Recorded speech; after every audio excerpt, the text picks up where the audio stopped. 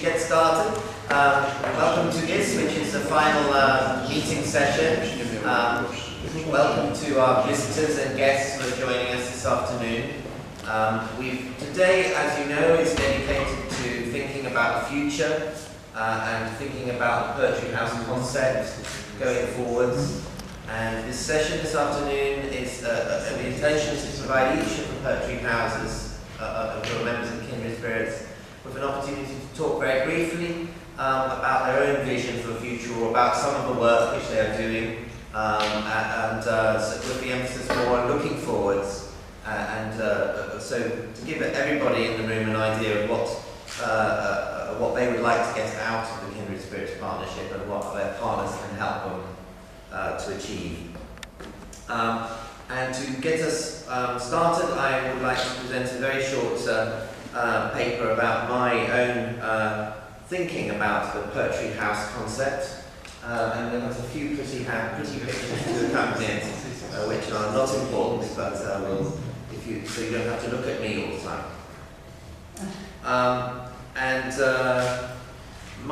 This paper comes out of my own readings of philosophy and particularly of Jan Patočka, the Czech philosopher, and other phenomenologists who looked in human experience and thinking about the Poetry House against that background. So this is called the Poetry House. The German philosopher Heidegger, who remains a controversial figure, nevertheless made a sustained attempt to ground modern philosophy, not in the realm of abstract ideas, but in the world as it is actually experienced by human beings.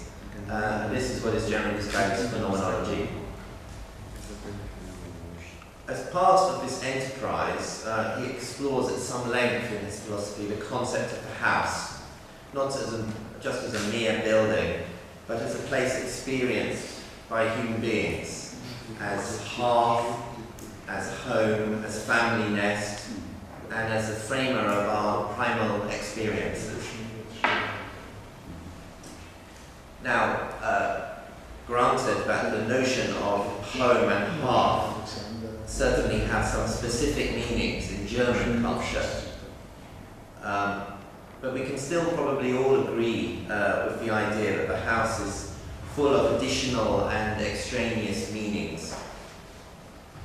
The French philosopher Gaston de Bachelard, in his book The Sense of Space, invokes a very similar idea. To a human being, he suggests a door is not just a door, but a gateway to experience. A threshold, a symbol, and a metaphor. And I think all poets can understand that very well. The same can be said of the other features of a house, overlaid as they are by the many meanings, many associations they have for us, mediated through stories, images, and memories from our childhood. We've all probably, as a child, been frightened of the staircase which goes down into a dark cellar. These are the sort of associations with the house and with the physical body of the house, which are very real for us as human beings. If even an ordinary house, a domestic house, carries such a weight of meaning for us and significance, how much more weight attaches to a poetry house, such as the Wambo house in Chardin-Mézières, or the Keats-Shelley house in Rome, or the Lorca house in Granada, which carry the stories and the histories of the great poets who once lived there. In these cases, the lived experiences of the poets combine with their global significance as artists and with their important place in our history. Indeed, these individuals and the houses associated with them have grown, in some cases, to dominate our perceptions of the cities where they are situated. Granada is now, I would argue, inescapably connected with the occupant of La Huerta de San Vicente. And it's also hard to think of Rome now without the Spanish steps and the Keats-Shelley house overlooking it. And Charles de Mézières, as we know, is now permanently associated with the image of its most famous poet and his maternal home overlooking the river. Our experience of these places has been permanently changed. These ideas are perhaps hard to acknowledge in an age which is dominated by materialist philosophy, shared by both the left and the right wings of politics. For example, if you believe that culture is merely a reflection of the forces and relations of production, you are very likely to dismiss the presence of a poetry house as a mere concrete reflection of the prevailing economic positions. On the other hand, if you see individuals as mere consumers, whose relationship with culture and the arts is fundamentally no different to their purchasing patterns in a supermarket, then you are equally inclined to dismiss or underestimate the importance of such a building in our collective history and our imagination. In this case, the poetry house is reduced to merely a diversion and entertainment and a customer experience. However, in a world occupied by real human beings, I would argue that the importance of such houses is disproportionately great, because they are the bearers of ideas and cultural reference points which go far beyond the everyday workings of a small house museum. The Poetry House does not just commemorate a poet, but points beyond itself to a whole world of meanings and interpretations. When I first visited the San Vicente House, for example, in Granada in the 1990s, I felt that I was recovering an entire world of Spanish European modernity, buried for 4 decades by the dictatorship.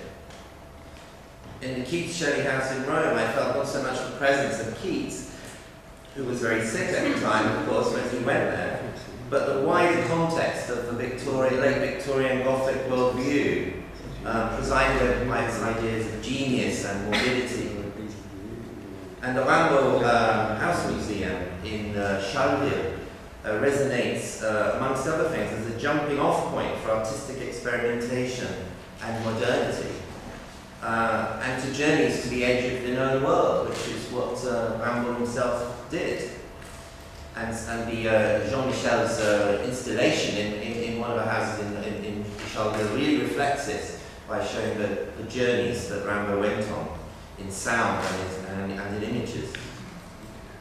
So these poetry houses are not just repositories of memories, but vehicles for the delivery of much wider meanings and possibilities.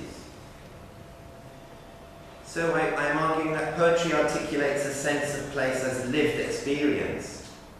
Language is a quintessential human skill, and poetry is one of the purest and freest forms of human self-expression. Its meanings are unconstrained by conventional ideas of fact or truth, and can grasp towards ineffable truths, and also towards the strangeness of life as it is actually lived.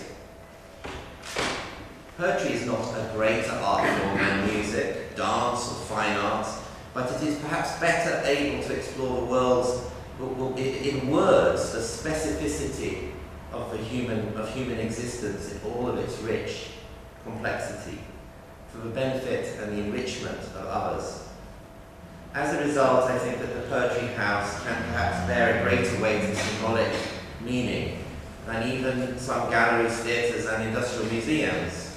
This is not to diminish the importance of these institutions, only to say that poetry has the unique ability to articulate its own significance in language. This includes playing a wonderful and rather understated role in helping us to articulate the importance of all the other art forms. Now, the digital revolution is meaning that we are entering a new world where the meaning of these poetry houses can be made manifest in new and much more dynamic ways.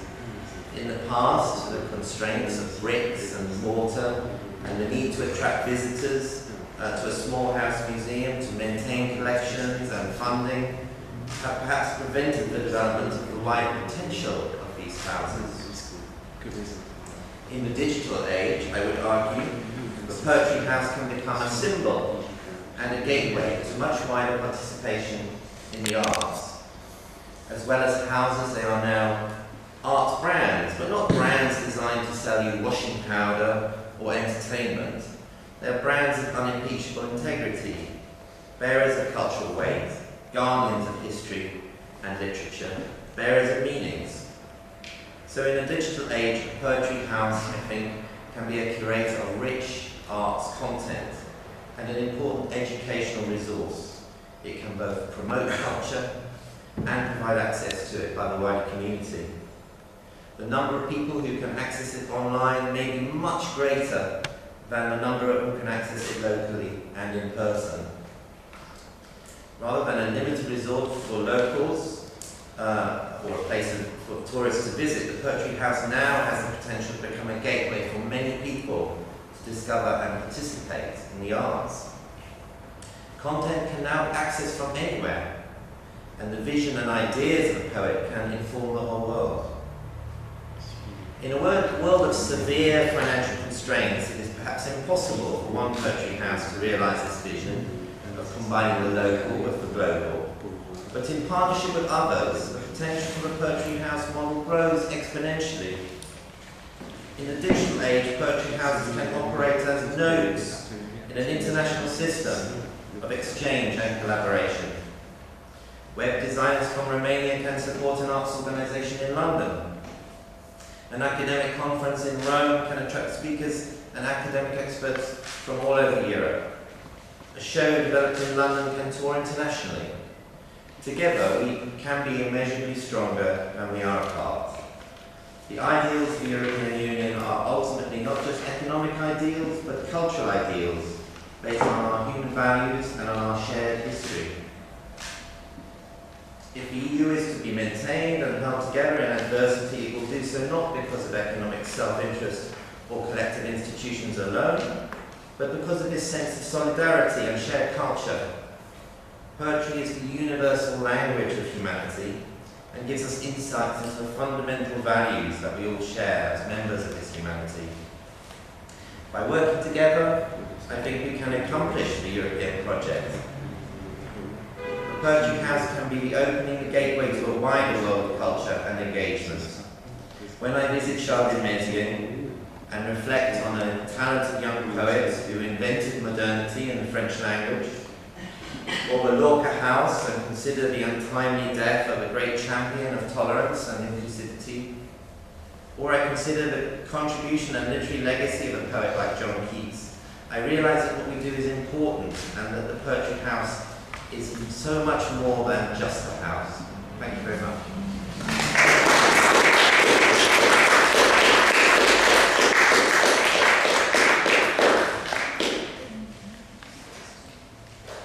Carol, would you like to come and take the top seat? Because yeah, people can see better.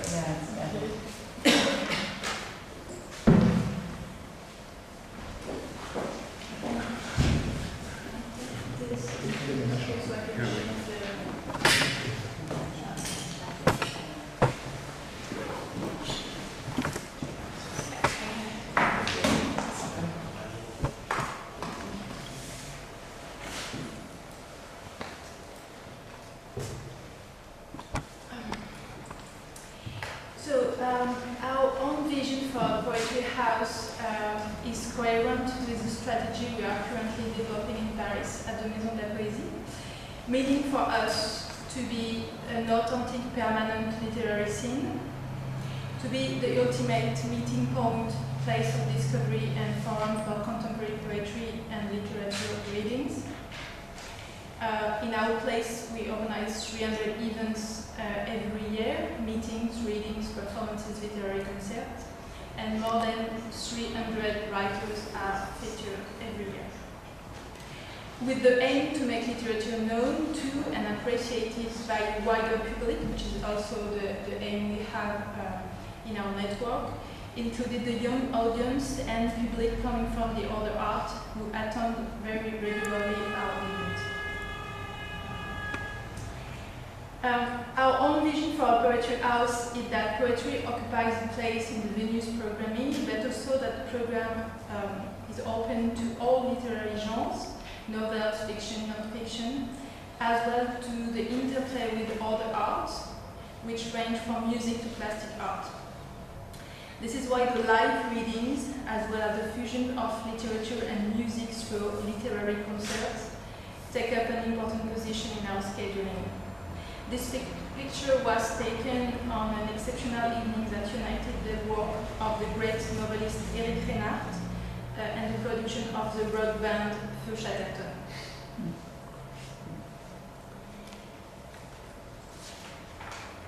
Our own vision for a poetry house is also to support texts which are in close relation with the actual world. In this respect, we regularly offer carte blanche to a range of independent magazines, such as the French weekly publication Le 1 or the magazine Portrait, as well as the prestigious British literary magazine Granta. These evenings, which we mainly dedicate to the respective magazines, but also to independent publishing, allow us to highlight publishers' work by offering them a stage, human resources, as well as the technical and financial means of the Maison de la Poésie. Thanks to these events, the upgrading of editorial diversity, the work on literary creation, and the emergence of new talents have become central objectives. Our own vision for a poetry house is also to extend the program beyond the walls. Every year in Paris, our festival Paris en Touquet allows for a program to be set outside of our establishment. We have more than 15 different venues involved. On this picture, you can see the setting of a literary concert, which aims to interweave a musician's work with literary publication of Ian Mize. Rodolphe Purger, who is also in residence in our place, rework the Song of Songs and perform several versions of the text as a tribute to Mahmoud Darwish in front of about 500 people in the Saint-Méry Church in Paris. From a professional viewpoint, our own vision for a poetry house, and also something very important for us, part of this network, is to develop our project with particular attention regarding the following aspects. Authors pay, something very important for us. Every invited author is entitled to remuneration. The presence of the book. At our counter, we have a bookstore, and we offer not only publications related to the particular evening program, but also around 100 selected works that we consider to be of particular interest to the public. Editorial diversity is also something very important for us, ensuring that invitations are sent out to experimental or little-known authors, as well as to authors targeting the general public by soliciting big publishing firms, but also the smaller independent productions, whom we regularly offer carte blanche. We ensure this diversity further in offering a panoramic look into all literary genres. Our own vision for a poetry house is also to continuously highlight the vitality and diversity of the international literary scene. For instance, with the Paris-London Tandem project initiated by the Institut Français and the City of Paris in partnership with the British Council and the support of the City of London, two world capitals of arts and culture choose to share their cultural wealth and diversity with their audiences on both sides of the channel. The Maison de la Poésie has chosen to get involved in this festival by investing it with a literary dimension. This June we are hosting a series of major events, 11 events dedicated to the contemporary literature of London in the form of meetings, readings, poetic walks, and literary concerts. Annie Kurechi, Zadie Smith, Martin Anis, Mick Hornby, Howard Jacobson, Jonathan Coe, among others, have accepted our invitation. And we can easily imagine something similar with Lithuanian, Romanian, Italian, and Spanish writers. Our own vision for a poetry house is to develop continuously an ambitious educational arts program in schools, secondary schools and grammar schools in the form of regular creative writing workshops.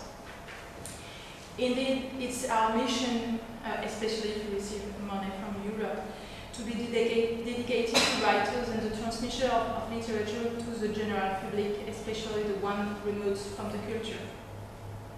We accommodate in Paris the Laboratory of Stories, a non-profit making creative writing workshop who received the presidential seal of approval La France s'engage, France becomes involved.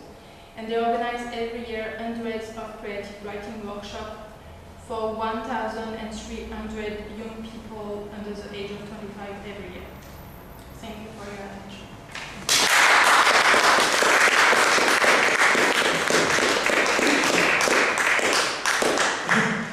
Thank you very much. It's a brilliant organisation, and projecting your work beyond your walls is a very fantastic thing. Doing that incredibly well. Can I now ask Carlos Carlos Vert to talk to us about the work of the Residencia? Yeah. Thank you very much.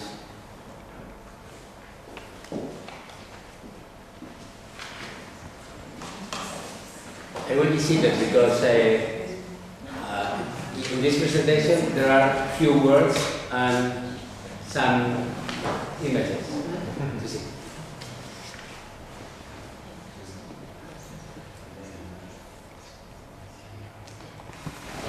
Yeah. Residencia de Estudiantes is a poetry house. Okay, you can see the image. Residencia is, firstly, a lieu de mémoire, a site of memory, of remembrance, something so, full of ghosts. Of Spanish poets of the interwar period, as Juan Ramón Jiménez, or Miguel de Unamuno, and especially it was the house of the generation of 1927. Mainly poets, Lorca, Guillén, Salinas, Cernuda, Prados, Concha Méndez, Rafael Alberti. There, the poets met through their lectures at the Residencia some of their colleagues from abroad. For example, Paul Valéry. You may see here the leaflet of a conference of Valéry in Residencia, or Paul Claudel, Luis Aragón, or Marinetti, Eugenio de Castro, the Portuguese, Gabriel Mistral, Les Central, etc. And other artists or scientists, Alexander Calder, Albert Einstein, John Maynard Keynes, Chesterton, Marie Curie.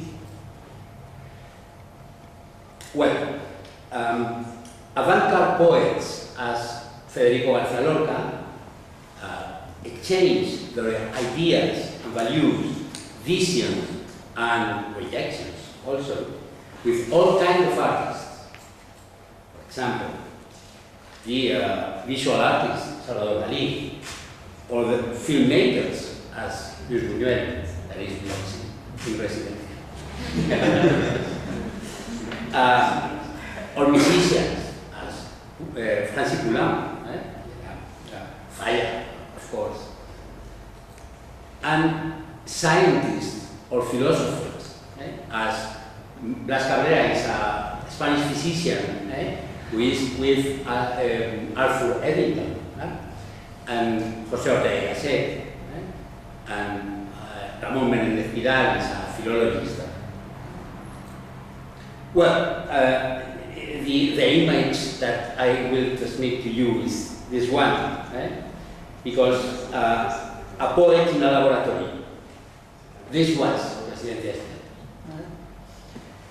And that it is now, because Residencia is now a place of encounter, of dialogue, for poets who write in Spanish, both Spaniards, these ones, and Americans. You can see there Octavio Paz, Álvaro Mutis, Emilio Westphalen, Olga Orozco, Gonzalo Rojas, etc. And there they meet again with those who write in other languages, mainly Europeans. You can see here a Roman poet that has been in Madrid 3 weeks ago or 4 weeks ago. something so. Mircea Cartarescu. Or a Poland, that we have two Polish invited here, Zalajewski, or American English, but mainly European. Bernard Noel, Esteban, Nuno Giudice. Then the residencia is also a place of creation, for creation, where young and senior artists, you may recognize in this photo somewhere. Sandra. And also Sandra is here. Sandra was a grandfather at the residencia 12 years ago. Where young and senior artists and scientists work together or in mutual conversation. That is Juan Hellman with young people, Spanish young people, giving a workshop. And discuss the different point of view with specialists of other fields, scientists or social scientists or art scientists, physicians, etc. And also is a site where new ideas arise, where new creation is born and is presented to the audience. Then, actually, for us, from our experience, what is a poetry house? First, a place that hosts all kinds of poetic vocations, musical, etc. And confronts those poets with their kindred spirits from the past or from the present, and also with their most distant, different spirits. The experience normally in Residencia is a physician inspiring a poet to think about a problem that, if not, this problem were not known by this poet. No? A site that gets the poets in touch with tradition, that is a Lorca little comment about the desperation of tea. With tradition, this little work by Dalí is in the Residencia. It's a gift from Dalí to a resident, and also with modernity. We can define perfectly Residencia as, excuse me,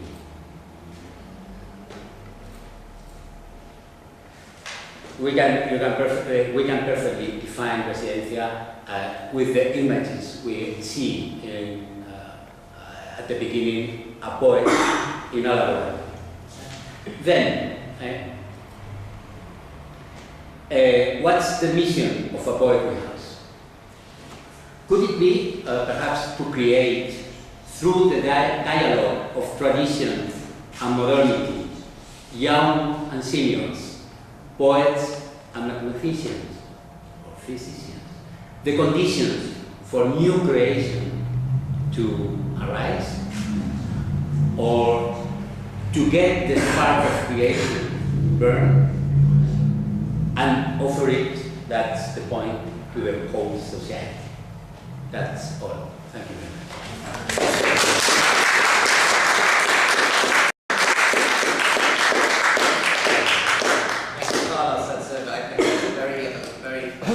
Lovely statement of how you can bring together tradition with energy and creativity in a poetry house. Thank you for that. André, voulez-vous parler quelque chose au sujet de Miserable?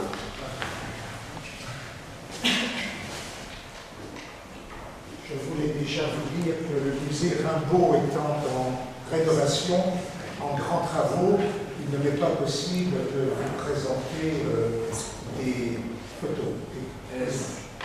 The Rimbaud Museum is currently being renovated and you will not be able to present pictures or images there. Permettez-moi tout d'abord de me présenter. Je suis André Marquet, maire adjoint de la ville de Charleville-Mézières, en France, en charge des affaires culturelles, du patrimoine et des relations internationales. Et l'élu que je suis se sent bien humble à côté de vous, d'éminents spécialistes. Allow me to introduce myself. My name is André Marquet. I'm the deputy mayor of the city of Charleville-Mézières. I'm in charge of cultural affairs, heritage and international relations. I'm just an elected representative, so I feel myself humble in front of you, eminent specialists. Croyez que je suis très honoré de participer à cette conférence. Et Charleville-Mézières a conservé depuis sa fondation la culture des échanges internationaux. L'autoroute situe la ville à 2 heures de Paris. Charleville-Mézières a été fondée en 1606 par Charles de Gonzague, prince de Mantoue, et la volonté d'édifier une cité idéale à la symétrie parfaite a guidé Charles de Gonzague. Il a voulu Charleville selon le concept visionnaire d'une ville dédiée au commerce et aux échanges. It is a great honor to participate in this conference. Charleville-Mézières has been, since its foundation, home of international cultural exchanges. It is at 2 hours highway from Paris, and Charleville-Mézières was founded in 1606 by Charles de Gonzague, Prince of Mantua, and the will to build up an ideal city with a perfect symmetry guided Charles de Gonzague in his words. He wanted Charleville to be a visionary concept of a city dedicated to trade and exchanges. Et Charleville-Mézières est la capitale mondiale des théâtres de marionnettes. Tous les 2 ans, le Festival international transporte 100 000 spectateurs dans le monde de l'imaginaire. L'École supérieure des arts de la marionnette, l'ESNAM, accueille des étudiants du monde entier. Enfin, l'Union internationale de la marionnette, chargée de promouvoir cet art novateur, a établi son siège à Charleville-Mézières. Charleville-Mézières is the world capital of marionette theatres, and there is an international festival every 2 years taking place in Charleville, which brings together 100,000 audience in the world of the imaginary. The higher school of the marionette arts brings together students from all over the world. And the International Union of the Marionette, in charge of promoting this innovative art, established its headquarters in Charleville. Le génie de Rimbaud vaut à Charleville-Mézières, sa ville natale, une notoriété internationale. La présence du poète adolescent est visible partout, au musée bien sûr, mais aussi à la médiathèque voyenne, qui détient l'un des fonds les plus importants consacrés au poète, et ce fonds appartient au musée, et aussi à la maison Rimbaud, la maison des ailleurs, où vécut le poète durant sa période créative, qui évoque les lieux visités par l'homme au sommet de vent, Stuttgart, Paris, Londres, Arras. The international reputation of Charleville-Mézières is given by the genius of Rimbaud, because it is the city where he was born.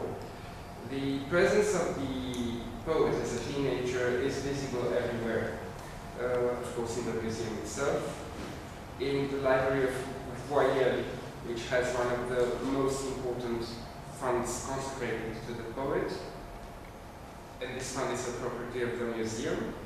And there is also the Rimbaud home, la Maison des Ailleurs, where the poet lived during his creative period, evoking the places where he visited, Stuttgart, Paris, London, and Harvard. Charleville-Mézières est également connu pour son festival de musique actuelle, le Cabaret Vert, nommé d'après l'œuvre du poète, qui rassemble 90 000 festivaliers tous les ans. Voici donc en quelques mots la présentation de la vie culturelle de Charleville-Mézières, qui est une cité de 50 000 habitants. Charleville-Mézières is also well known for the festival of music, the Cabaret Vert. The name of the festival is inspired by the work of Rimbaud, of course. And this brings together 90,000 participants every year. These are, in a few words, the presentation of the cultural life of Charleville-Mézières, which has 50,000 inhabitants. Vous aurez compris que la politique culturelle de la ville s'articule autour de 4 grands axes d'action: Arthur Rimbaud et la poésie, la marionnette, le patrimoine et les musiques actuelles. Okay, so you must have understood that the cultural policy of the city tours around 4 big axes, which is Arthur Rimbaud and the poetry, la marionnette, the heritage, and the action music. Le nouveau musée Rimbaud sera inauguré le 27 juin prochain. Le conservateur actuel doit prendre sa retraite le 1er octobre. De ce fait, son successeur n'est pas encore désigné. Il m'est donc difficile d'indiquer de façon précise les projets qui accompagneront la politique en faveur de la poésie. The new Rimbaud Museum will be inaugurated on the 27th of June, and the current conservator, Mr. Tourneau, is going to retire on the 1st of October. There is no successor appointed yet, so it is difficult at this moment to indicate which projects are going to take place in favor of the poetry. Néanmoins, je tiens à dire qu'il nous faudra tenir compte de la place particulière d'Arthur Rimbaud, non seulement en poésie, mais aussi par son retentissement, par sa vie à travers le fameux mythe qui a pris une dimension mondiale. Le cas de Rimbaud est unique. Il tend à devenir le porte-parole français le plus connu dans le monde, à égalité avec Victor Hugo, et le plus traduit. C'est cette dimension que la nouvelle organisation muséographique du musée Rimbaud tend à rendre sensible et intelligible. Il nous appartient de donner encore plus de rayonnement à tout ce que la ville accomplit dans le domaine de la poésie. Of course, it has to be taken in consideration the particular place of Arthur Rimbaud, not only in poetry, but also via his famous myth in the international cultural life. The Rimbaud case is unique. He tends to become the most well-known poet in the world, the most widely translated with Victor Hugo. It's this dimension that the new museum organization of Musée Rimbaud tends to become sensible and intelligible. Et la participation du musée Rimbaud et de la ville de Charleville-Mézières au réseau européen des maisons de la poésie offre la possibilité d'un développement important de la politique culturelle en faveur de la poésie, fondée sur l'organisation annuelle du Printemps des poètes, qui est une grande fête nationale de la poésie, et celle de la Biennale des ailleurs, le grand rendez-vous de la poésie dans notre ville, qui réunit des artistes venus du monde entier. Et le réseau des maisons de la poésie permettra de démultiplier la capacité d'action et de rayonnement du musée Rimbaud au moment de la réouverture au public. The participation of the Rimbaud Museum and of the city of Charleville-Mézières to the European network of poetry houses gives the possibility of an important development of the cultural policy in favor of poetry. Foundings on the yearly organization of the Sâmbătă, the Spring of Poets, which is the great national celebration of the amateur poetry. The organization of the Biennale des Ailleurs, which is a place gathering poetry and artists from all over the world. The Poetry House Network will allow the multiplying the action capacity of Rambo Museum when it's reopened to the public. Deux projets locaux, mais qui ont vocation à être partagés par l'ensemble de nos partenaires européens, sont envisagés pour répondre à cette ambition: la création d'une salle virtuelle du nouveau musée et la recherche de formes innovantes de transmission de l'art poétique. There are two local projects which can of course be shared with other partners in Europe to respond to this ambition. The creation of a virtual hall in the new museum and the research of innovating forms of sharing the poetry art. La création d'une visite virtuelle du nouveau musée Rimbaud doit répondre à l'attente d'un public de plus en plus nombreux, désireux d'une expérience unique lors de sa visite, mais aussi celle de visiteurs physiques potentiels susceptibles d'être attirés par une présentation à distance, offrir à chacun la visite qui répond à ses attentes. Tel est l'enjeu de l'utilisation des nouvelles technologies pour offrir des visites d'un type nouveau, alliant autonomie, interactivité et personnalisation. The creation of the virtual visit of the new Rimbaud Museum must respond to the expectations of an audience which is more and more numerous and desiring to live a unique experience during the visit. It's also helpful for the physical visitors, which can be attracted by a remote presentation. Offering each one the visit, meeting his expectations, this is the challenge of using the new technologies to give a new type combining autonomy, interactivity and customization. Je suis un peu long, je m'excuse, mais c'est la traduction, je suis désolé. Ce projet aussi répond à la nécessité de développer une thématique particulière au musée Rimbaud, tout à la fois pointue et grand public, la poésie numérique et les formes innovantes de transmission de l'art poétique qui doivent favoriser plus particulièrement l'apport des sciences et des technologies, culture scientifique, les croisements avec les domaines non artistiques, les partenariats avec les universités, les laboratoires de recherche et les industries de haute technologie. This project also responds to the need to develop a particular theme in the Rimbaud Museum, which is also targeted and dedicated to the large audience. It's the digital poetry and the innovative forms of sharing the poetry art, which can benefit more specifically the benefit of sciences and technologies, the scientific culture, the common points with non-artistic fields, partnership with universities, research laboratories and high technology institutes. Voici quelques orientations autour desquelles cela pourrait être développé. Premièrement, l'expérimentation pour la pérennisation de l'emploi de nouveaux supports poétiques inhérents au domaine de la biologie, du numérique, des multimédias, hologrammes, vidéo, électroacoustique. En deux, le développement et la création de contextes et lieux innovants de réception de la poésie qui prennent en compte la notion de temporalité suspendue, la perturbation des sens, c'est pas tout à fait le mot que vous utilise. Le dérèglement de tous les sens. Le dérèglement de tous les sens, cher à Rimbaud, dans une perspective de développement de l'intérêt et du désir de poésie par le grand public.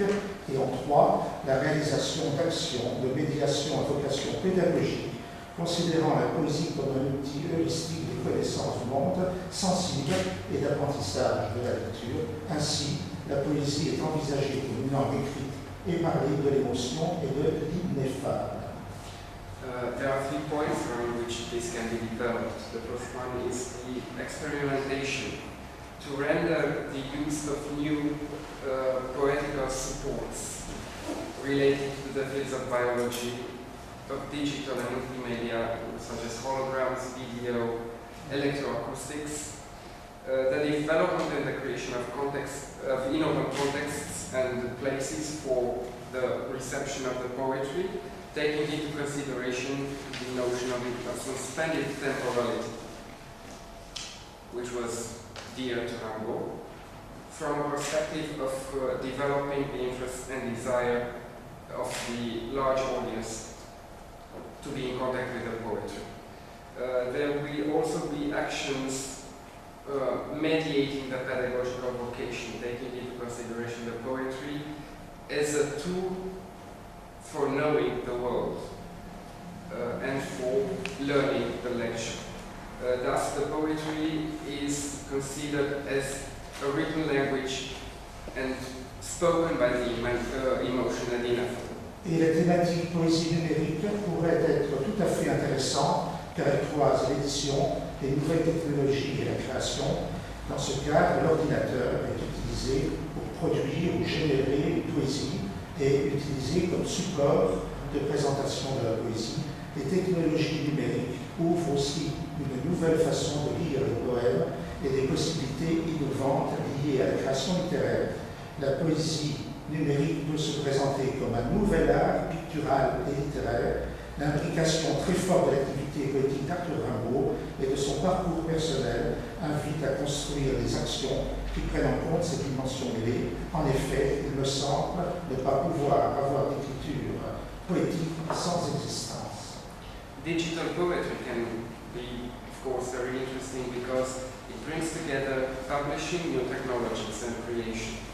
And in this frame, the computer is used to produce or generate poetry and used as a support for presenting poetry. The digital technologies open thus a new gate and a new possibility for reading the poems as well as innovating possibilities connected to the literary creation. The digital poetry can be presented as a new pictorial and literary art. And the poetic activity of Rimbaud and its personal track invite to build up actions which take into account this divided dimension. Indeed, it cannot be poetical writing without existence. Mais par-delà la nécessaire numérisation et le développement de la poésie dans les médias, il convient de rappeler que la première qualité de la poésie est son oralité. Oralité si maltraitée dans les civilisations de l'écrit, en particulier en France, précisément pauvre en ce domaine.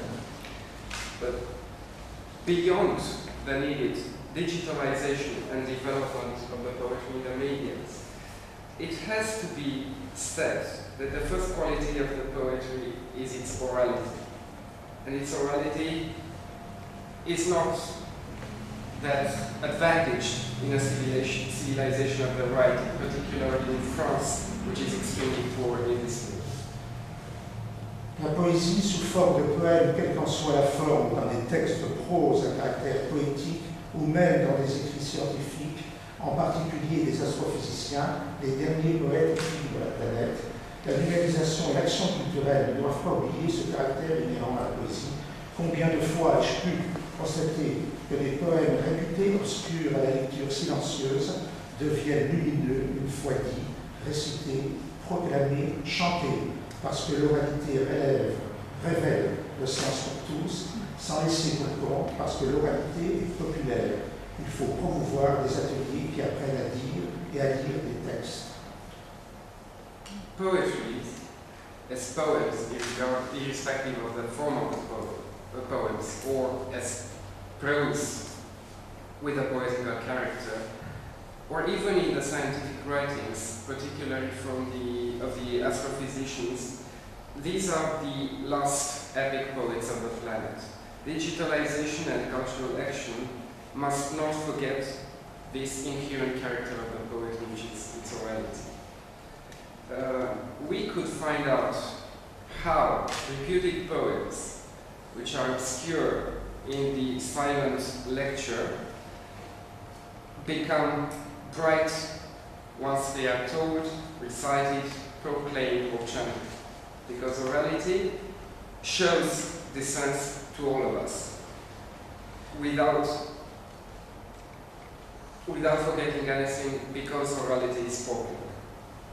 We have to promote workshops which teach us to tell and read texts. Et notre adhésion au réseau des maisons de la poésie doit nous permettre de mener le projet à bien dans une dimension plus large, en y associant ceux qui, en Europe, poursuivent les mêmes objectifs.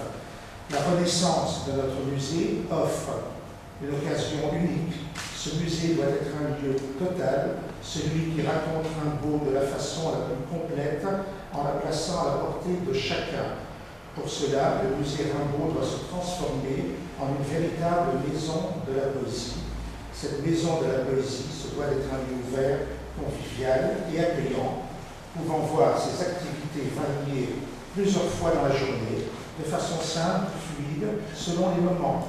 Après une configuration d'atelier pédagogique le matin, il deviendrait pause culture à midi, puis dégustation poétique autour d'une rencontre le soir. Our participation to the Poetry Homes Network to allow us to successfully implement our projects in a larger dimension and by associating those in Europe who share the same objectives. The renaissance of our museum provides a unique occasion. This museum must be a total place that where we meet Rimbaud in a manner the most complete and placing it in the homes of everybody. And this is why the Rimbaud Museum must turn itself in a true poetry home. This poetry home must be an open place, convivial, and with activities that can vary during the day. In the morning, there is a pedagogical workshop, then there is a break, a cultural break at noon, and then a poetical degustation during a meeting in the evening. Charleville-Mézières devrait faire en sorte que la notion de maison de la poésie recouvre l'ensemble des activités en les fédérant dans des lieux réellement identifiés. Ainsi, Charleville-Mézières sera un peu plus capital de la poésie. Jean-Pierre Siméon, dans son essai « La poésie sauvera le monde », a écrit « La poésie, c'est la vie même, la vie en intensité, ramenée à son rythme essentiel, celui du souffle. Face à la dictature du discours économique et déshumanisé, face au déferlement d'images des télévisions, il faut absolument une langue qui assure et rassure, Jean-Pierre Siméon. C'est la langue des poètes, celle de Jean-Claude Pirotte qui affirme quelques lignes souveraines et modestes et le ciel change de couleur. Je vous remercie de votre attention et je vous remercie pour votre patience. J'ai été très long, mais c'est la traduction. Très bien.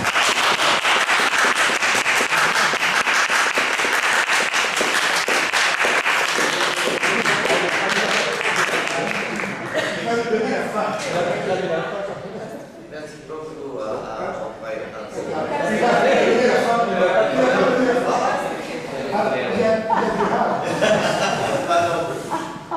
So the point is that Charleville-Mézières is to make everything which is needed to bring all the activities which have been mentioned in places which are really identified, and this is how it can become a capital of the poetry. And there is a reference to Jean-Pierre Siméon, which has that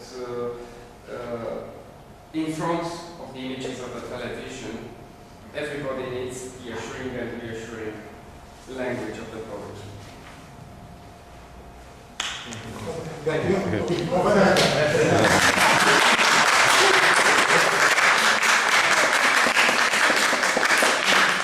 Vous avez été un public extraordinaire, patient.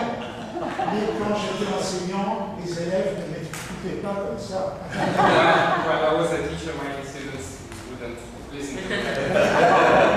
Thank you so much, and it's an example of a fantastic marriage of our poetry and culture and civic responsibility. And it's wonderful what you're doing in Charleville-Mézières. It's a fascinating presentation. Thank you. I would like to now call upon Giuseppe Albano to talk to us about Keats' Shelley House in Rome.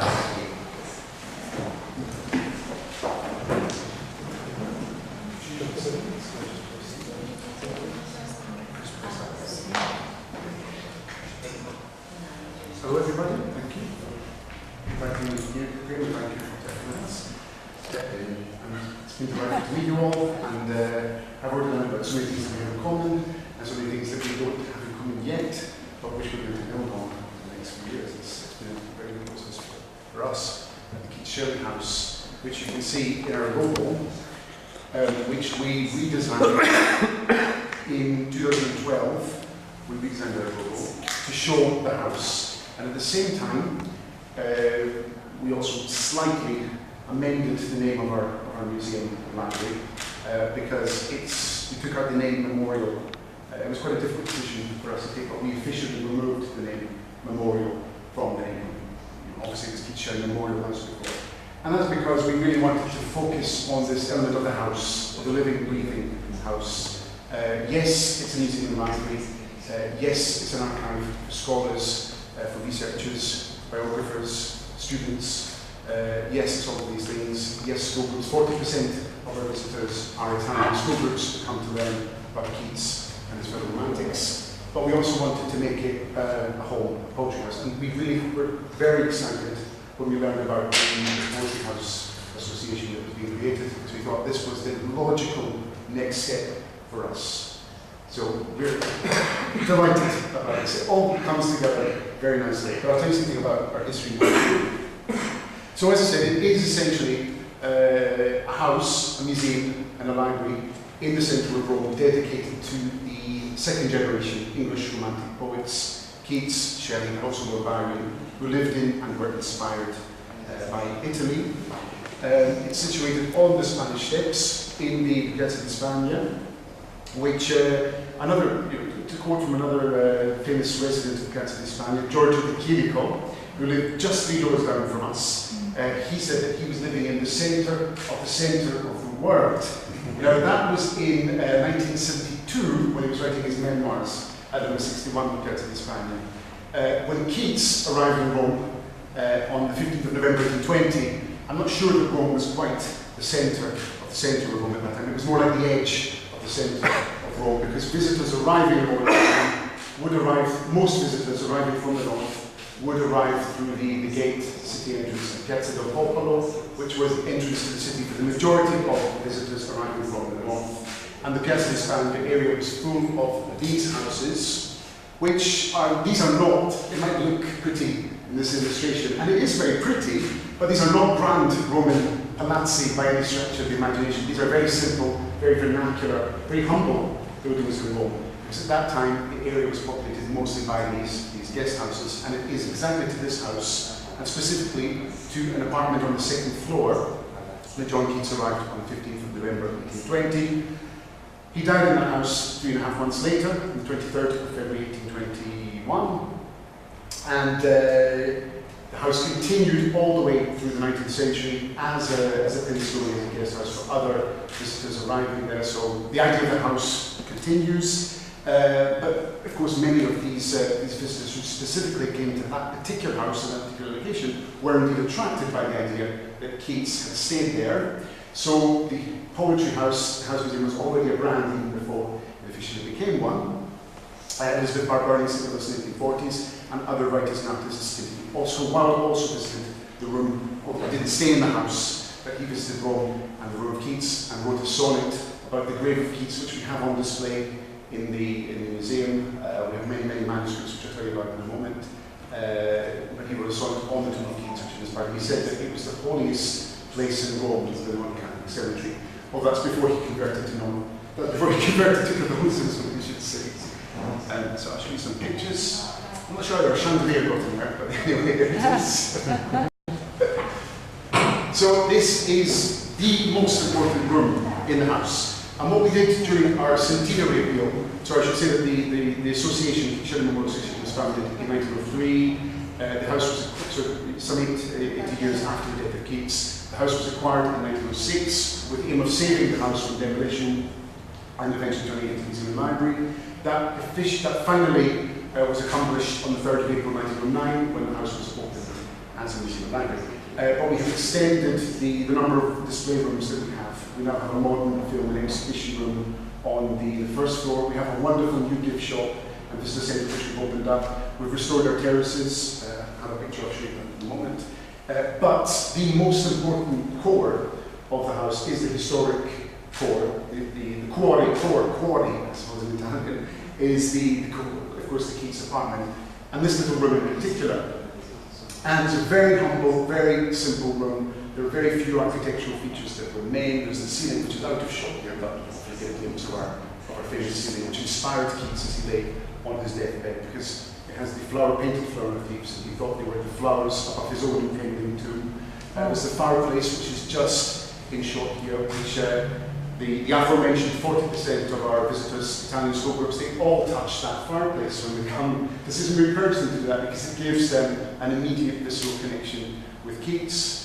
And there are the views, which again, just out of shot, let's see in a moment. Here you'll see the Severn room.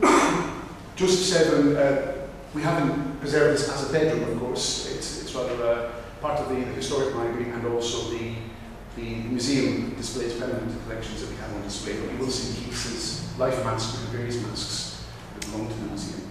And that was Joseph Severn's bedroom when he came to Rome. Joseph Severn was the artist who accompanied John Keats to Rome. So right from the very beginning, we're very lucky because we've had this marriage of poetry and art, and John Keats sketched, Joseph Severn sketched Keats many times while we were living in the house. And Joseph Severn nursed John Keats till the very end. And he also rented a piano for them, and he played the piano in that room. He played Haydn symphonies in that very room. Keats, of course, was too ill, suffering from tuberculosis. He was too ill to write poetry while he was there. He was too ill even most of the time to read poetry. So the piano that Joseph Severn played for him was one of his few moments of aesthetic release. You see in what we call a salone, which is the largest room in the Keats apartment.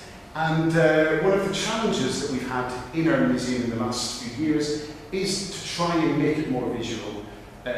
Predominantly the collection is of manuscripts and books. So you see the books which are around the rooms.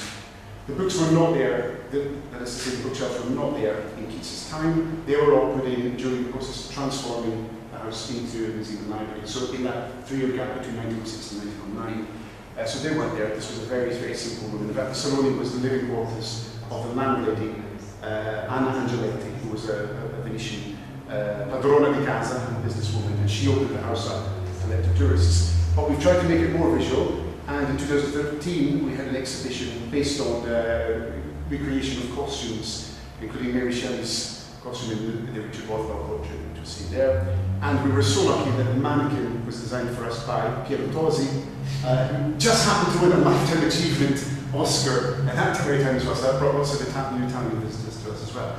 We found in Italy the challenge of making it literally visual, and that's something that we've been trying to do with our exhibitions. But as I said before, the main part of the collection is manuscripts. We have over 8,000 manuscripts, mostly things that have been donated, many things that have been acquired, which I'll talk about our acquisitions program in a moment. But we've had, in the last few years, as part of our centenary deal and the forward plan moving forward from that, we've actually had to build new museum, good quality museum standard showcases, so we can now house manuscripts. We now have all the right equipment, active humidity control units which are politely concealed underneath the units, the right lighting and the right thickness of glass, so that we can now have permanent exhibitions and display our manuscripts, safe in the knowledge that they're being cared for and presented properly. But also, just as importantly, we can also do temporary exhibitions with loans. The manuscripts which are on display there all came from the Bodleian libraries of the University of Oxford. Up until a few years ago, we could never have done it in fact. So that's been a very important step for us. We have been doing more and more events and readings. Too many to mention, but I'll just mention a couple. We were lucky on Valentine's Day 2013, UK poet laureate Caroline Duffy flew in from London and gave us a reading of our love poems, which was a perfect Valentine occasion. And like most of our events that we try to do, most of our readings and workshops that we often do, we try to do them as far as possible bilingual, so we do it in English and Italian. So Caroline Duffy was reading there, and her Italian translators published an edition of her love poems in Italian, also read the corresponding Italian poems. There's a familiar face here. This is the wonderful poet Annalisa Leva, who gave a reading in May 2012 against bilingual, the because I was doing the English translations. As far as possible, we're trying to do bilingual events. And the most important event in our year, in our calendar, is also the most established one, the best established one. It's our annual children's poetry competition that we run. It's now in its 25th year, and it's a poetry competition, and it's open to schools all over Italy who enter, and they can write in English or Italian. And we have different prizes in English and Italian as well.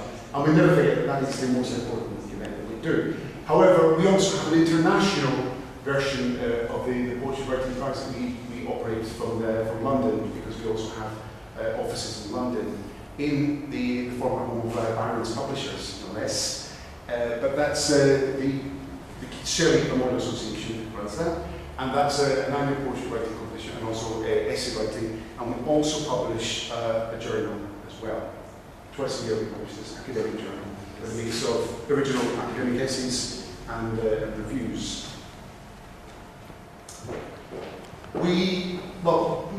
Myself as curator, one of the jobs that I've taken on, really, I think the role of the curator of the museum is not just to take care of the museum, it's also to interpret the collection, interpret the house, interpret the history of the house and its collection to the public, as well as to donors and to other people as well. I'm not talking about that just now, but that's quite a broad job that I have.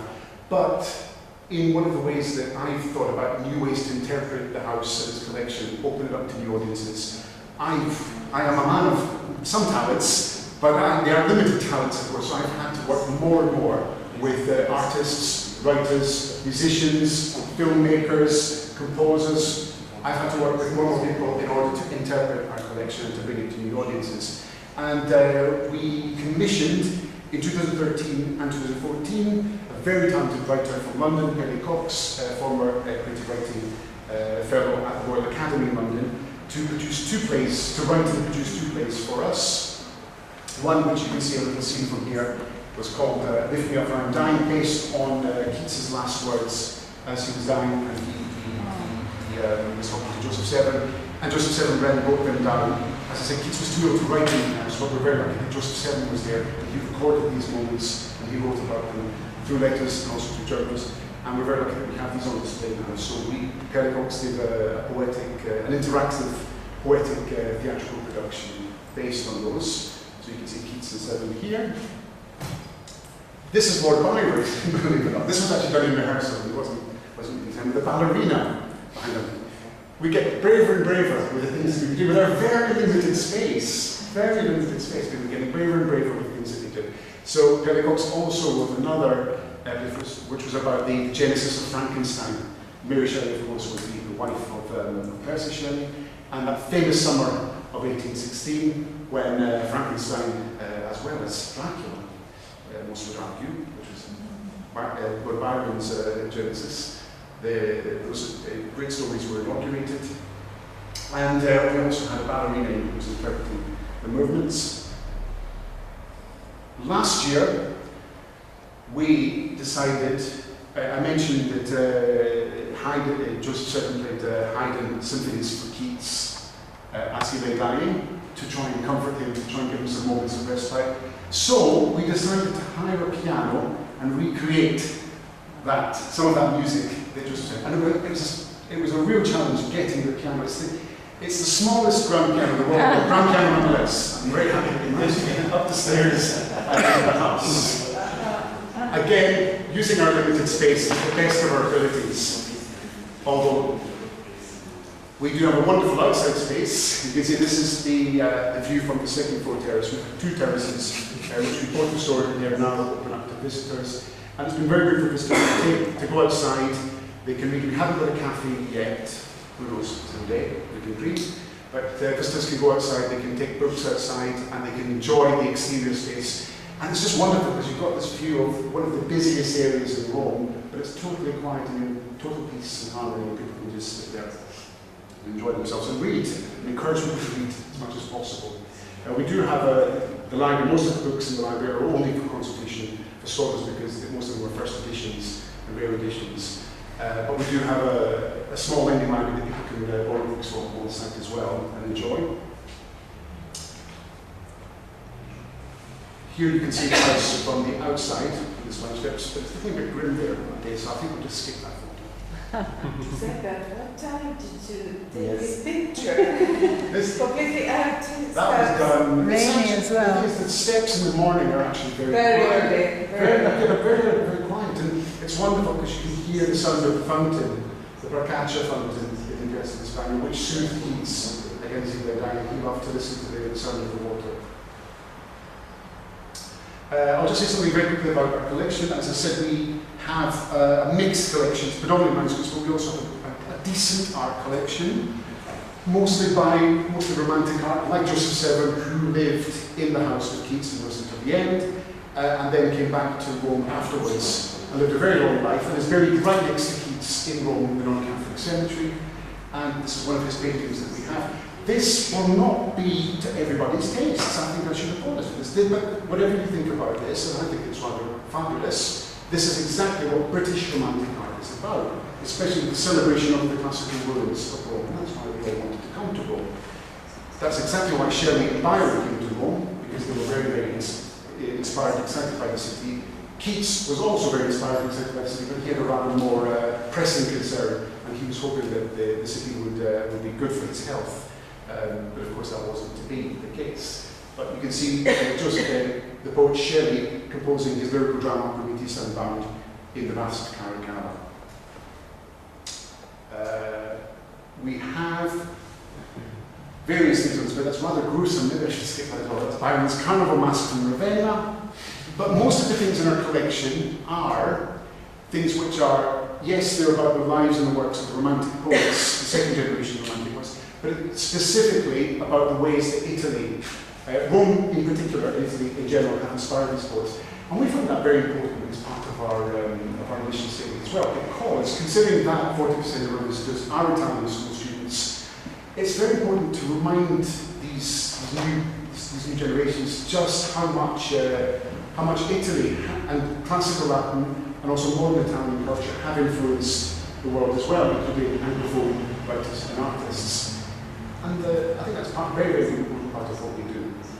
And this was a recent acquisition that we made that we were absolutely delighted to have, and we had to do a lot of fundraising to get, but we got it in the end. And this was John Keats's childhood copy of Tacitus' Orationis Omnis, or Orationis Omnis if you want to use Old Latin pronunciation. And this was given to him, we think, as a schoolboy prize for his Latin poetry. You can see the title page of it there. You can see the joke. And the wonderful thing about this is it's an Italian book. It was published in Brescia in 1601. Like many Italian classical books, they found their way over to England during the Grand Tour, and they were used as school books. And it's come home, it's come back to Italy, and it's obviously in the Keats room. We do exhibitions. I'm probably overrunning, so I won't say too much about these. But again, our exhibitions, we've done contemporary art exhibitions where we've commissioned new works. And we do them in our modern film and exhibition room downstairs, not in the historic core, not in the historic department. But in the historic department, we try to do more historical-based exhibitions based on manuscripts as well as visual material. Just finished this year, we had an exhibition on Robert Browning, where we had 15 letters that Robert Browning had said in his 15 years of married life to Sir Browning, living in Florence, but also spending much time in Rome, where he describes the excitement of the Italian Risorgimento and the unification of Italy that was happening at the time, and he writes home about this. And it's very exciting, so people got a history lesson as well as a literature lesson while they were there. But we also had lots of things on it. Which was, for example, we had some things on display that we borrowed from Eton College and the Browning Society. This is the aforementioned Ladies in the Spotlight that we decided to bring a touch of visual glamour to the museum. That was done in 2013. This is the one that I'm spending probably about 95% of my time on at the moment. This is going to start on the 29th of June, and this is an exhibition that we are doing in conjunction with the National Library of Scotland, who are lending us a whole sequence of manuscripts, Lord Byron manuscripts, and we're specifically looking at the way that Mary Shelley edited Byron's work during and after his lifetime. And it's going to be an interactive exhibition as well, with the originals on display, but also facsimiles that students can look at and visitors can look at. And we've also preparing educational activities based on re-editing the manuscripts. see how that goes. But finally, the most important thing is the fact that John Keats, of course, died in that house. This is one of the sketches that Joseph Seven made. This is probably one of our most famous visual pieces of art. Not a great work of art. The Keats House is not a museum of great masterpieces. It's a very humble, very, very simple museum, but it does connect visitors to the past and to their literary hero. This is Keats on his deathbed, sketched by Joseph Seven. So we'll end where I began, and that is the idea that yes, we're a museum, yes, we're a library, but increasingly we've been trying to do more activities as well as exhibitions, but specifically educational activities and creative writing commissions that make us not just a museum and library, but also a living, breathing house. That's where we are at the moment, and we want to extend that further, and that's why we're here. Great, thank you.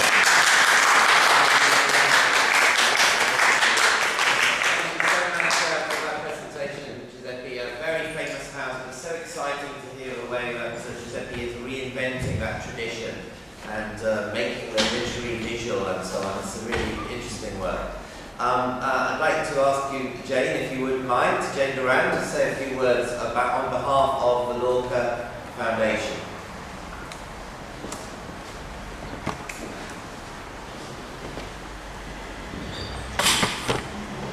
I thought I just would start with a very nice quote which I read in The Guardian last week by the American poet Mark Doty, who said about poetry and poets, he said, "Our job is to try to look at the world behind the world."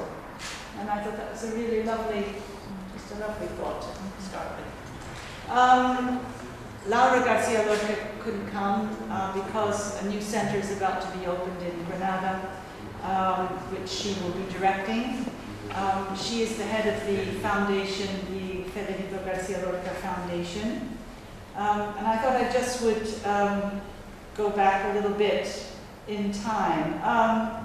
So when Federico Garcia Lorca was assassinated in 1936, it was the beginning of the Spanish Civil War, but he was already incredibly famous worldwide as a poet and a playwright.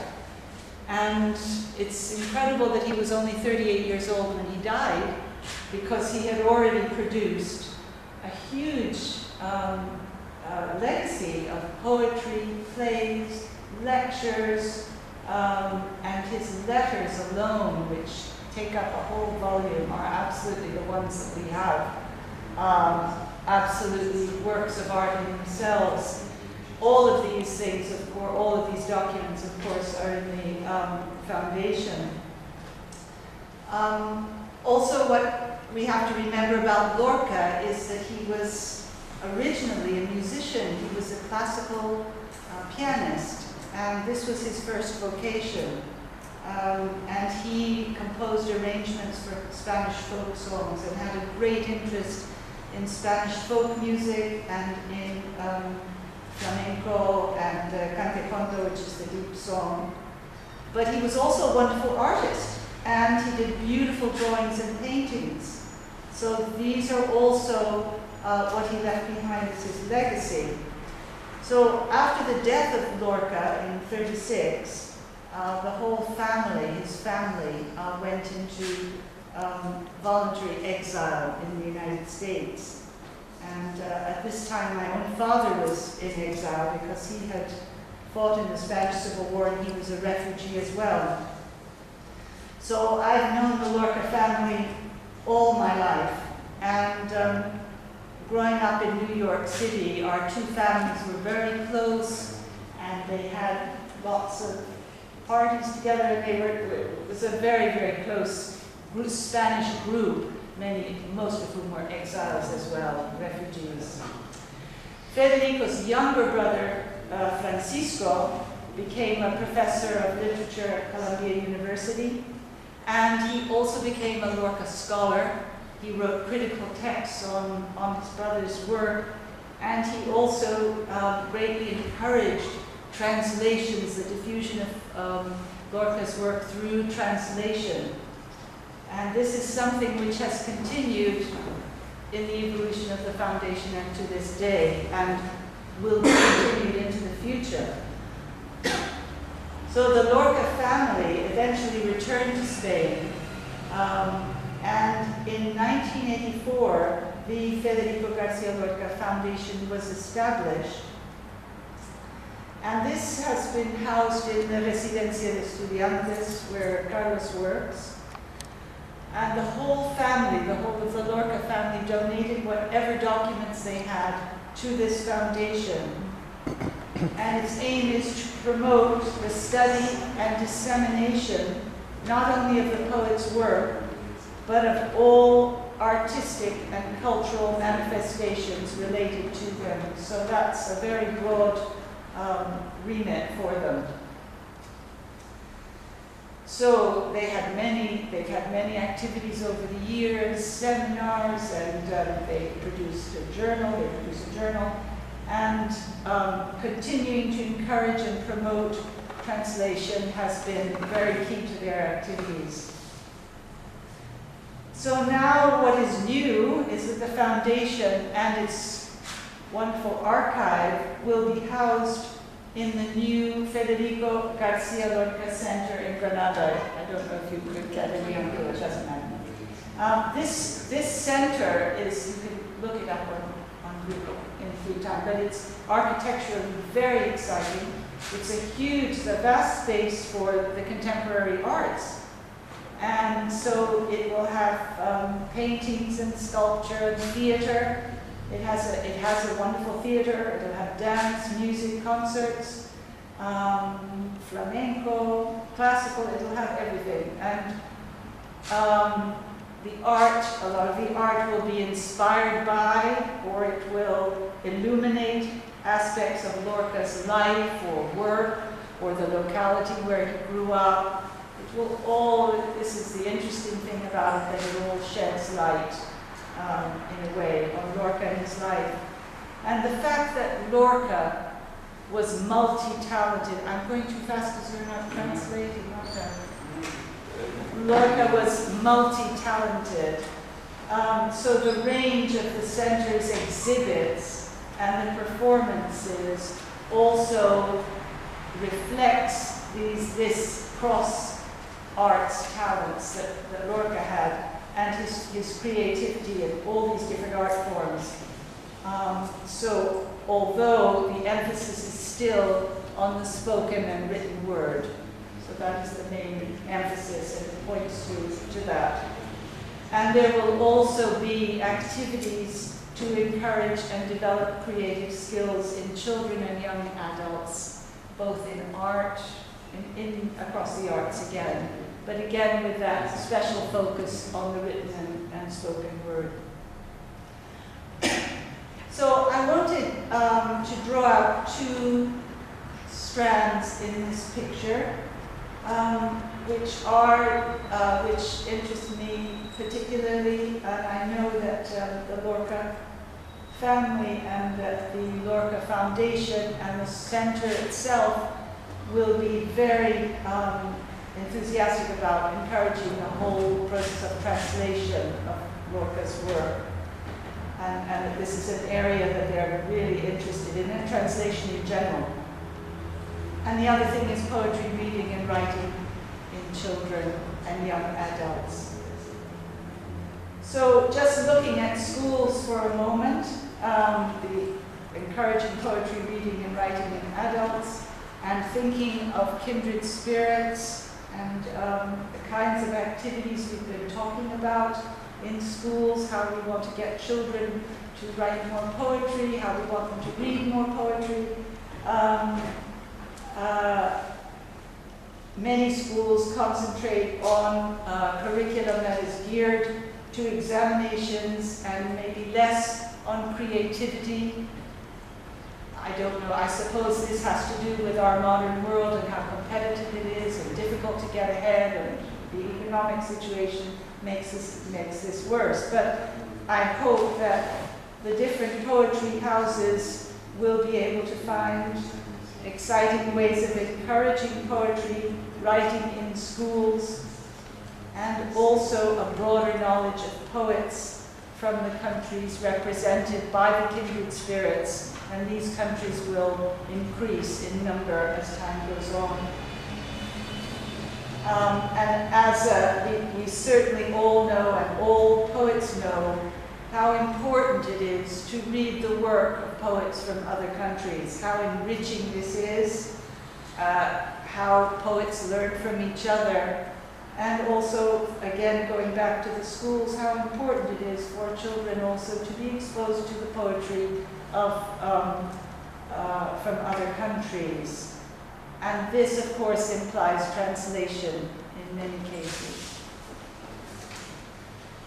So I wanted to talk just about, in considering translation and translation projects, I just wanted to talk very briefly about this book, The Gypsy Ballads, which I co-translated with the niece of Lorca, called Gloria Garcia Lorca, who was my childhood friend, and she is also an artist, so she had an artist's eye when she we were discussing how the book was evolving.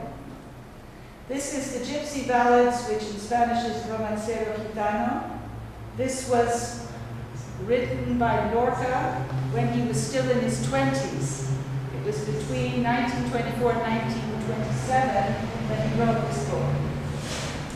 And it was published in 1928, and it was a fabulous sort of, I don't know, onto the world stage he came. I mean, he instantly became famous with this book. What is it? It's a series of 18 ballads. It's about Andalusia. Lorca described it as a book that hardly expresses visible Andalusia at all, but where hidden Andalusia trembles. And there we, in a way, come back to the Mark Doty, the world behind the world. So it's about hidden Andalusia. But it's also very sensuous. It's full of wonderful sort of details about, which appeal to all five senses about Andalusia. Now, this book has been translated into many languages, and there are countless translations in English. So you'll wonder why we even attempted it. I wanted to offer it as a possible model, a possible idea for an approach to translation, a book translating, a book that's being translated. Because of the different elements in this book. So, of course, we have Spanish and English. We have the bilingual text of the poems themselves. But there are essays that are related to the poems as well, which cast light on the poems. For instance, each one of these poems in Romancero was dedicated to someone different. They were friends, they were colleagues, they were relatives. And one of the essays in this book, which is by Lorca's nephew, which was carefully researched, was notes on the dedications. And these notes on the dedications also shed light on Lorca's life and on his relationships. And interesting that he made these dedications at this time to those people. They are of all political persuasions. It's very interesting, just that essay alone. And then there's also an essay on the roots of the ballads in the traditional Spanish ballad form. And for this, we asked a local scholar from the University of Granada, Andrés Soria Olmedo, to write an essay. And so he's written an essay on the traditional roots. So again, as these ballads hark back to those traditional ballads, it's very, very fascinating to read that essay. And then there's an essay by the American Lorca scholar Christopher Maurer, who looks at different translations of the Gypsy Ballads. And I read to you yesterday he actually found all those different opening lines for Verde que te quiero verde, all those different translations. And he considers the problems that translators have had over the years in translating these ballads, because they are highly musical ballads. They're very difficult to translate in that sense. And finally, we have Lorca's own talk on the ballads. And perhaps that's the most important of all, because where could we go to get a clearer vision of what is behind these ballads? And the talk has tremendous charm as well. So all these elements, we hope, will illuminate the poems for the reader. And finally, the book itself, the physical book, is a coherent and resonant artifact in itself, because the drawing on the cover of the book is by Lorca, and it was originally Lorca's first draft for the cover of his Romancero Gitano, but he decided not to use it. And although this drawing has been reproduced in other books, this is the first time that it was used as a book cover. And the artist is called John Morgan, an English artist, designer, an English designer, and he designed the entire book. So you'll see that the pages, all the edges of the pages are edged in green. And for instance, for the book cover, he used a system, embossed means the lettering is sort of sticking out. Well, this is called debossed, so it's sunken in. So if you run your finger along it, you can sort of feel the signature of Lorca, and the whole thing is like that. And the green is the green of a sort of, John Morgan said, of a ripening or a ripe lemon. This is sort of ripening, gradually ripening lemon. So there's also a manuscript page in here, which is an interesting thing to put into a book of translations of Lorca, with his scribblings and his, rubbings out as well. So this is interesting. So all of these elements, I think, will shed light on the poems, and even the design, I think, sheds light on the poems, because it's very alive. We've used a contemporary artist to design it. It's contemporary and it's fresh, lemon fresh.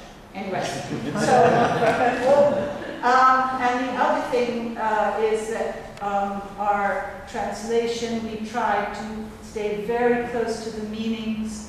That was our aim, because we knew we couldn't transmit the music of Spanish. It has such a different music from English, but we thought at least if we could stay close to the meanings, at least that would come through. And even we've used some Spanish words in the English text where we felt that, and put a glossary at the end to explain them, where we felt that we could not find an adequate word which had the associations of the Spanish word, or which might have had two different meanings. For instance, the word caballero, which means gentleman, but also has caballo in it, someone who, So this sort of thing. So we hope that the book will bring the reader closer to the great power of Lorca's work.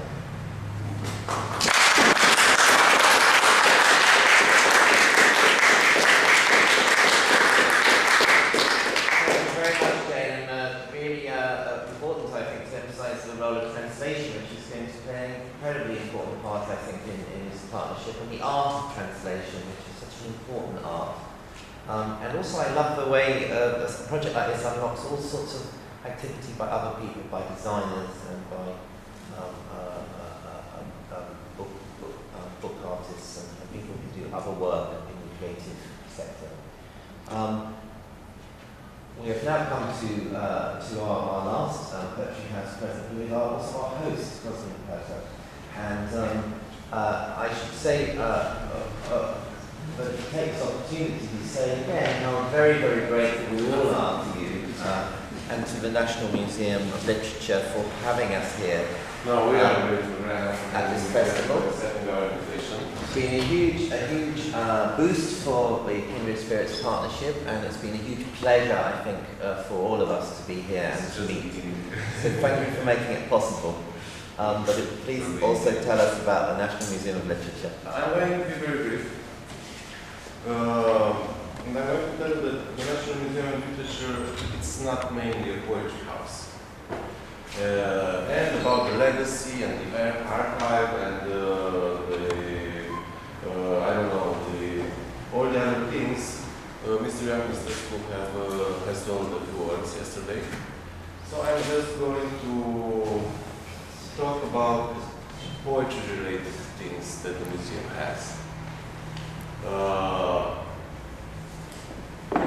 We have this over 10 years experience of almost weekly jazz and poetry performances. That goes very well, and that brings a lot of young people, and that also allows to promote a lot of young poets mainly. On the other side, 6 years ago we started the National Poetry Festival and the National Poetry Book Fair. That went very well, and that was the beginning of this international festival. After 3 editions of National Poetry Festival and National Book Fair of poetry dedicated exclusively to poetry, we tried to make it international, and this is the 3rd edition. But they are not, at least they kind of happen in the same week, but they are different festivals. That's the main experience of the National Museum of Literature. And those are things that are meant to continue and to grow and to, I don't know, evolve in some way. But 2 years ago, I had this vision. And I was thinking, what can we do to promote poetry better? And suddenly something came to me. And I started something that I almost put it to the end, but finally, when it was going to happen, it has to stop because we lost our finances. But it's the first thing that we are going to do inside the Kindred Spirits program. It's the show. So I was thinking, a poetry reading isn't enough. We should bring something more. Okay, poetry and music. It's nice, it's better, but isn't enough. We should need something more. Okay, poetry, music, and art, visual art. Yes, but reading and music, like last night and having an exposition somewhere, yeah, it would be nice. But isn't enough. How do they relate? Okay, let's have also digital poetry. Nice, but isn't enough. Something was missing. Something was missing. And I realized what is missing. And it was the drama missing. So I said, let's try to do this. We'll have 4 or 5 poets, representative for the Romanian contemporary literature, that can speak English, that will act their poetry on stage, but not in separate, no, communicating, following the storyline. So we'll have a director that will build a storyline starting from their poems. After that, we'll have a visual artist that will make all the scenography, that will insert video poetry or video projections or installations. We'll also have a jazz musician that will not come and play. No, he'll act in the play. He'll be there and just like the others are acting with their poetry, he'll act with his music. And all this is going to be a show that I think it can promote better poetry and all the other arts. And I think it can get better reactions from all the audience, and I think it also can be very representative for a period, contemporary period of one culture. So that's the idea. And everybody's told me it's impossible. You'll never do it. And last year I wrote a script. I gathered the poets, I found the musician, I found the artist, we found the director, and we started rehearsing. And everything went smoothly. And I was so disappointed when we could not go further with it, present it. And now I have to begin from the start, because everything has to be redone, but we'll do it. And I'm very sure that this is the next step in promoting poetry by the Museum of Literature in Romania and abroad.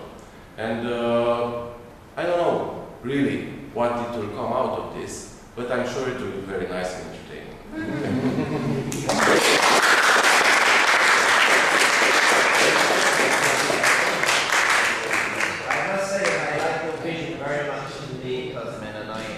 Say from my own experience in London that I think this way of thinking is fantastic at reaching new audiences for younger audiences for the arts, and this is exactly the kind of invigorated presentation of poetry which I think we need to remind people of its incredibly central importance in all of our lives. So that's been a fantastically interesting survey. I hope you've all enjoyed those presentations. I think we've ended within our time limit. Have we, Simona? I think we have 10 minutes of questions. So we have some time for questions. So if anybody would like to make some points or would like to ask some questions to anybody from any of the poetry houses, I'm sure they'd be very happy to answer.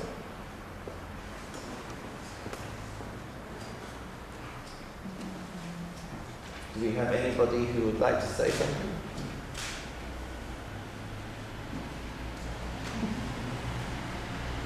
Please. I'd like to ask a question to Caroline. I know very well the La Maison de la Poésie in Paris, and I had the impression that after the previous director, the new one, is more oriented to other genres, other literary genres than poetry. And what you presented to us is very interesting. The programmation is very, very dense and good. But in this balance between poetry and other literary genres, do you think it's possible to keep a good balance? Because sometimes I get the impression that poetry could be perdant. Could lose in this kind of. We think in the opposite, in fact, because we think that the border between poetry and the other literature genres are not relevant anymore, because a lot of authors are poets, and at the same time they are doing different things with literature or with music. So we don't want to create borders, but more bridges between the genres, so poetry occupies an important place in our program, but we want to connect it with all the other literature genres and the art in general, but it's still the place of writers and literature what is important for us. And also we have the feeling that if we do just a program dedicated to poets, it's not a good way to bring audience coming from the other genres, literature and art also, and also to address us to the young generation, because as we all know, poetry is not, unfortunately, read enough. So if we connect this public, this small public, with the other ones, it could be a good way to promote poetry at the end? This is very. I think it's a very good question. I think poetry should never be apologetic, actually. But I think sometimes it's necessary to trick audiences into the door. And what I certainly have always tried to do in London is to persuade people to come to an event for some reason. Maybe it's a celebrity actor who's reading, maybe it's some connection with a topical theme. And the person who comes in and said, I've never been to a poetry event, but I really enjoyed this event. That is the person who I think is the most valuable person to have got. And I think that's the way, for me, the way poetry can break down these barriers and use other art forms and to get in new audiences for itself. I think it's a very good subject because for me the good question, the only question, very difficult question is what is poetry? So if you have a house of poetry, you know what is poetry. House of poetry, and that's why I think the project of Olivier Jeanson and Caroline is very interesting because there's a kind of mix of trying to kill the borders, of course. I think it's a very good project. But putting sticking novelists with poetry, with poets, with performers, and I think the poetry today is a kind of patchwork of all influences, all technique. So perhaps this kind of project to make a kind of mosaic begin to answer to the question of this poetry. It's interesting, this may be true to all our languages, but in English people often use the word poetry when they're trying to say that something is just so exceptional and so amazing. So you regularly in England get people say that a goal scored in a football game is poetic, absolutely poetic. It's so superlatively good. And that heartens me because somewhere in our consciousness is the sense that poetry is something really very carefully honed, carefully produced, of enormous quality and of enormous value. So as a metaphor, it is often used in that way, which is nice.